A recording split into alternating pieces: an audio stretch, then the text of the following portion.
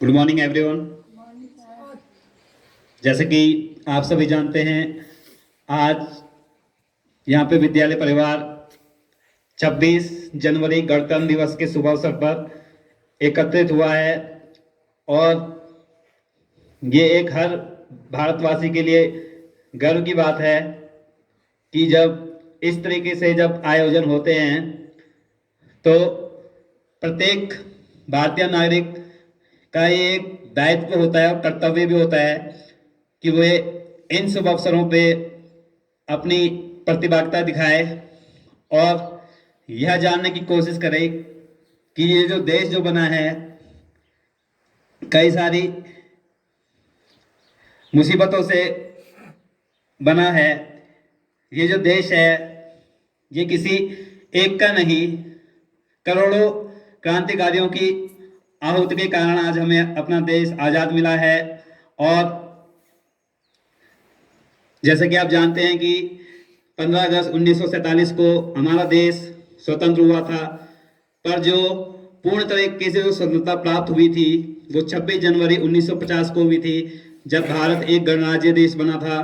और इस को पाने के लिए जो हमारा जितने भी हमारे नेता हुए हैं या जितने भी हमारे क्रांतिकारी हुए हैं, चाहे वो भारतीय स्वतंत्रता आंदोलन की लड़ाई हो या फिर गणतंत्र बनाने की लड़ाई हो, उसमें उन वीरों का उल्लेख करना हमेशा ही हमारे लिए दायित्व भी है और हमारे लिए जरूरी भी है कि हमारे छात्र ऐसे महान विभूतियों से परिचित हो पाए।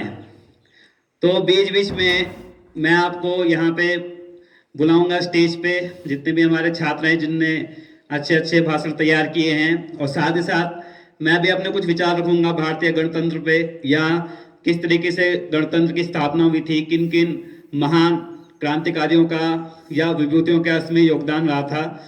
तो कार्यक्रम को ज़्यादा लंबा ना खींचते हुए सबसे पहले मैं अपने कक्षा की छात्रा, कक्षा 8 की छात्रा सोनम को बुलाना चाहूँगा पोडियम पे कि वे आए और इस शुभ अवसर पर गणतंत्र दिवस के अवसर पर अपने विचार आप सभी के समक्ष साझा करें। आदरणीय गुरुजनों, अभिभावकों एवं विद्यालय के समस्त विद्यार्थियों कर्मचारियों को मेरी तरफ से गणतंत्र दिवस की हार्दिक शुभकामनाएं। मातृभूमि की रक्षा हेतु तो असंख्य वीरों ने अपने जीवन की आहुति दी थी। इस देश के देश प्रेमियों ने अपनी धरती को स्वतंत्रता दिलाने के लिए स्वयं को न्योछावर कर दिया था। इन्हीं देश प्रेमियों के त्याग और बलिदान के परिणाम स्वरूप आज हमारा देश स्वतंत्र पर गणतांत्रिक देश बना है। आज इस शुभ अवसर पर गणतंत्र दिवस की महत्ता बतलाने हेतु आपको इतिहास की कुछ ऐतिहासिक घटनाओं का झरोखा दिखाने की अनुमति चाहूंगी। बात सन 1919 से शुरू होती है, जब 13 अप्रैल 1919 को जलियांवाला बाग की घटना ने भगत सिंह और उधम सिंह जैसे क्रांतिकारियों को जन्म दिया। उस घटना के दौरान जनरल डायर के संरक्षण में ब्रिटिश फौज ने कई मासूम हिंदुस्तानियों को मार डाला। इस घटना के बाद सभी हिंदुस्तानियों का दिल आज़ादी पाने की ललक में जलने लगा। 26 जनवरी 1930 को स्वतंत्रता सेनानियों और क्रांतिकारियों ने एक शपथ ली कि जब तक भारत स्वतंत्र नहीं हो जाता तब तक यह आंदोलन इसी तरह चलता रहेगा। जब कई वर्षों के निरंतर संघर्ष के बाद 15 अगस्त 1947 को भारत देश को आज़ादी मिली और 26 जनवरी 1950 को भारत एक लोकतांत्रिक गणराज्य देश के रूप में घोषित हुआ, तभी से पूरा देश 26 जनवरी को गणतंत्र दिवस के रूप में मनाता आ रहा है। आज हम सभी वर्ष 2022 में अपने राष्ट्र भारत का 73वां गणतंत्र दिवस मना रहे हैं। स्वतंत्रता प्राप्ति के पश्चात हमारे देश भारत के पास अपना खुद का कोई भी संविधान नहीं था, इसलिए स्वतंत्रता प्राप्ति के बाद बाबा साहेब डॉक्टर भीमराव रामजी अम्बेडकर के नेतृत्व व मार्गदर्शन में भारतीय संविधान का एक प्रारूप तैयार किया गया, जिसे साल 1950 में 26 जनवरी के दिन लागू किया गया। तभी से हर भारतीय उस संविधान को मान रहे हैं। गणतंत्र का अर्थ सर्वोच्च शक्ति होता है। आज के समय में हमारा देश पूरी दुनिया में एक लोकतांत्रिक देश में होने के कारण हमारे देश के लोगों को कई मूलभूत अधिकार प्राप्त हैं, जैसे कि वह अपना नेता खुद चुन सकते हैं। इसके साथ ही साथ उन्हें कई मानव अधिकार भी प्राप्त है, जिनका हनन होने पर वह मानव अधिकार आयोग में रिपोर्ट भी कर सकते हैं। इस प्रकार भारत में अलग अलग धर्मों के लोग रहने के बावजूद भी सभी को एक समान अधिकार प्राप्त है, जिसके लिए हमारा भारतीय संविधान तारीफ के काबिल है। इस गणतंत्र दिवस पर ऐतिहासिक राजपथ पर दिल्ली में खास इंतजाम किए जाते हैं।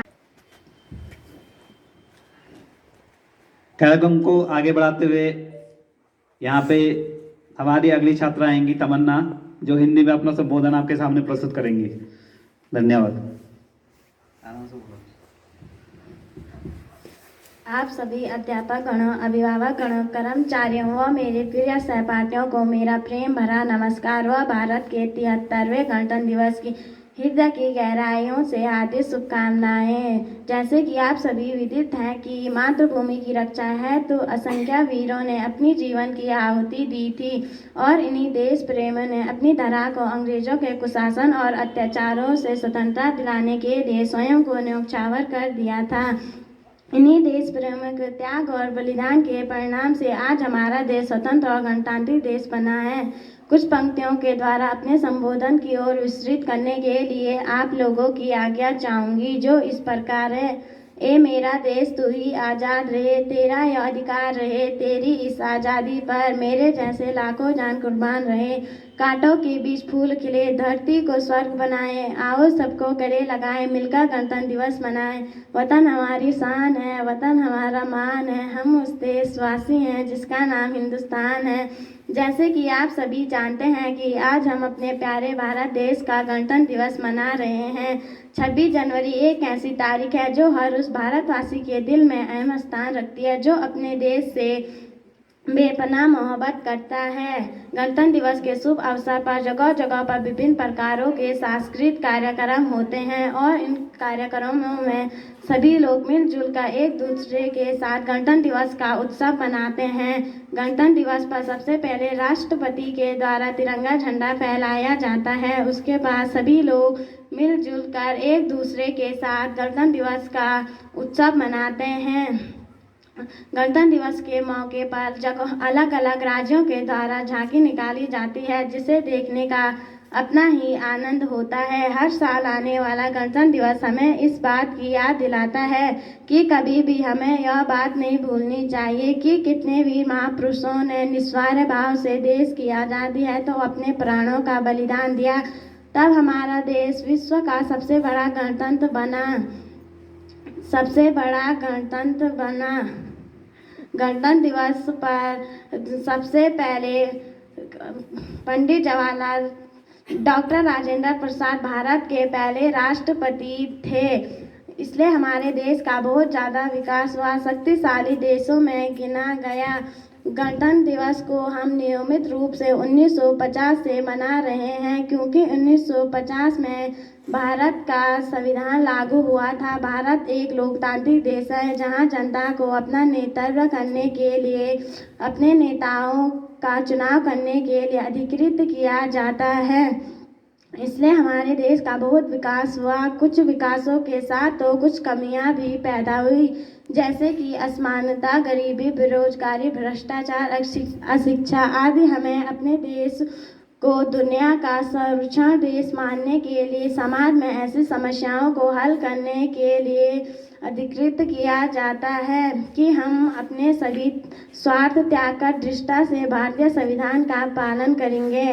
अंत में हम सभी को यह वचन लेना चाहिए कि हम सब भारत के उन्नति के लिए काम करें तथा हमारा देश दुनिया के और देशों को सही राह दिखाता है। एक बार आप सभी को फिर से पूर्ण रूप से हार्दिक शुभकामनाएं। धन्यवाद। जय हिंद, जय भारत।